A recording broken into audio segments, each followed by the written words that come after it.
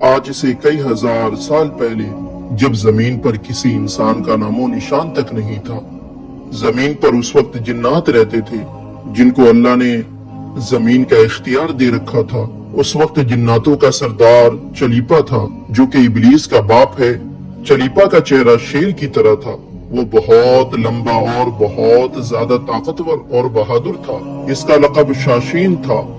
इसकी कौम इसे शाशीन के नाम से इसलिए पुकारती थी क्योंकि इसे देखकर लोग दहल जाते थे, और कौम का बच्चा बच्चा शाशीन का एहतराम करता था, क्योंकि अपनी कौम को शाशीन ने बहुत से फतूहात दिलाए थे।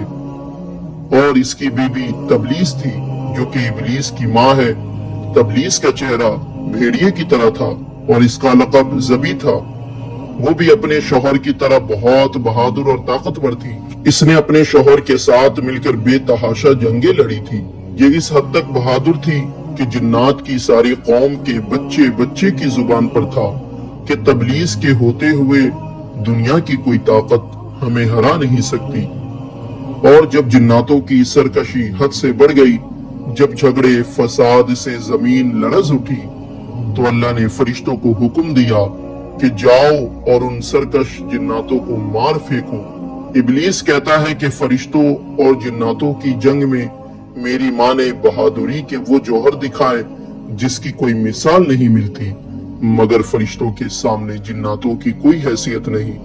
और जिन्नातों को बहुत इबरतनाक शिकस्त मिली और जिन्नात की सारी कौम हैरत में पड़ गई कि हम फरिश्तों के सामने कैसे कमजोर पड़ गए, फरिश्ते ये जंग कैसे जीत गए।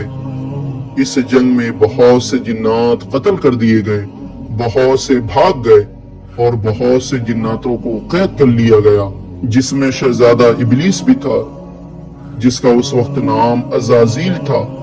फरिश्ते जब कैदियों को लेकर अल्लाह की बारगाह में हाजिर हुए, तो फरिश्तों को अल्लाह का हुक्म हुआ कि अज़ाज़ील की बेहतरीन तरबियत की जाए। तो फरिश्तों ने इबलीस की बेहतरीन तरबियत की। अल्लाह के रुतबे और अल्लाह के जाहो जलाल से इबलीस को यानी अज़ाज़ील को आशना किया गया। इबादत रियाजत के तरीके और आदाब सिखाए गए और बहुत जल्द ये सब कुछ सीख गया और इतनी इबादतों रियाजत की कि अल्लाह के मुकर्रब बंदों में से हो गया और अपनी काबिलियत के जरिए फरिश्तों का सरदार बन गया। ये याद रहे कि अल्लाह का हमेशा से एक दस्तूर है कि वो अपनी राय को सबसे अलग रखता है और किसी को भी उसकी खबर नहीं हो पाती।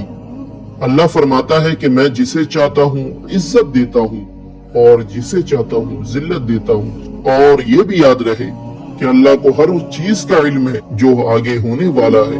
अल्लाह को ये भी इल्म था कि इबलीस आगे जाकर क्या करेगा, मगर अल्लाह के हर काम में कोई ना कोई मसलियत होती है। एक दिन इबलीस आसमानों का चक्कर लगाता हुआ लौहे महफूज पर पहुंचा।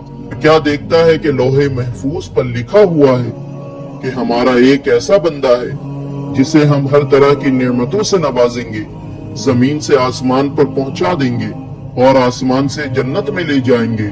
फिर हम उसे एक ऐसा काम देंगे जिसका वो इनकार करेगा और नाफरमानी कर बैठेगा और बगावत पर उतर जाएगा। अज़ाज़ील यानी इबलीस इस इबारत को देखकर हैरत ज़दा हुआ और अपने दिल में ख्याल करने लगा कि ऐसा एहसान फरामोश कौन होगा। जब फिर से करीब से देखा तो लिखा हुआ पाया, अऊज़ु बिल्लाहि मिनश शैतानिर रजीम। ये पढ़कर वो तकरीबन 2000 साल तक रोता रहा और लानो तान करता रहा कि ऐसा बदबख्त कौन हो सकता है जो रब्बे करीम की ऐसी नाफरमानी करेगा। फिर अल्लाह की बारगाह में जाकर बोला कि ए मेरे रब, शैतान रजीम कौन है जिससे पनाह मांगनी चाहिए, उसे मैं देखना चाहता हूँ। तो अल्लाह ने फरमाया, सौफ तराहू, तू जल्द उसे देखेगा।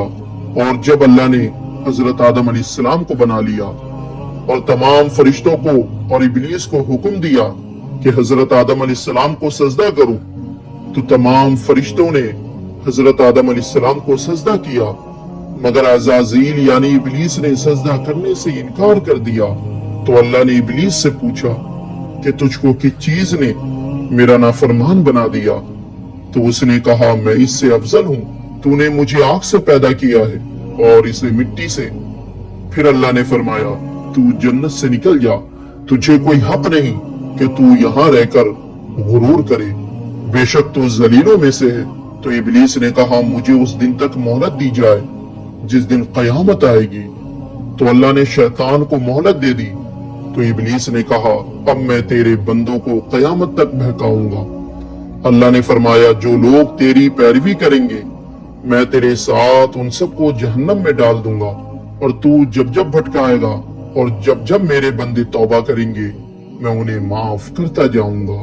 तो हमारा अल्लाह कितना बड़ा रहीम है, उसके हर काम में कोई ना कोई मसलियत जरूर होती है। अल्लाह चाहता तो उसी वक्त शैतान को निस्तो नाबूद कर देता, मगर अल्लाह ने शैतान को मोहलत देकर अपने बंदों को आजमाना चाहा और दुनिया को आजमाइश का जरिया बना दिया कि मेरे बंदे इस आजमाइश में पास होते हैं या